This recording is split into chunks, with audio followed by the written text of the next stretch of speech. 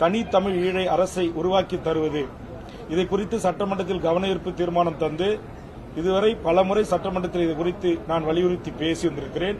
இன்னும் இப்போது இந்த தோழர்கள் போல் நான் என்னுடைய கட்சி அமைப்பு வலுவாகின்ற போது இந்த வலுவை பயன்படுத்தி இந்த அரசியல் அதிகாரத்தை பயன்படுத்தி நான் ஆளுகின்ற அரசிடம் அதற்குரிய அழுத்தத்தை தந்து அதற்குரிய தீர்மானத்தை நிறைவேற்று வகை என்ற அரசியல் செய்ய வேண்டும் என்று விரும்புகிறேன்.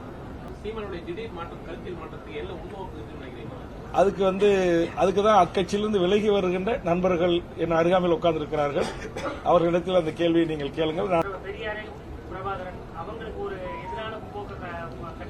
பிரபாகரன் என்கிற ஒப்பாரும் மிக்காரும் மாபெரும் அந்த விடுதலை போராட்ட தலைவரை அவரே ஏற்றுக்கொண்ட தந்தை பெரியாரையும் எதிரும் புதிருமாக நிறுத்தி அரசியல் செய்வதை நாங்கள் ஏற்கவில்லை என்கிற தளத்தில்தான் இன்றைக்கு நாம் தமிழர் கட்சியினுடைய பவுண்டர் லீடர்களில் ஒருவராக இருந்த கள்ளக்குறிச்சி நாடாளுமன்றத்தில் 1,00,000க்கும் மேற்பட்ட வாக்குகளை பெற்ற திரு ஜெகதீச பாண்டியன் என்ற அந்த கட்சியினுடைய மிக முக்கியமான முன்னணி நிறுவன தலைவர்களில் ஒருவரும் அதனுடைய ஒருங்கிணைப்பாளருமான அவர் இன்று நீங்கள் கேட்ட இந்த கேள்விக்கான விடை அளிக்கின்ற வகையில் விரிவான ஒரு 4 பக்க கடிதத்தை எழுதி விலகியிருக்கிறார்.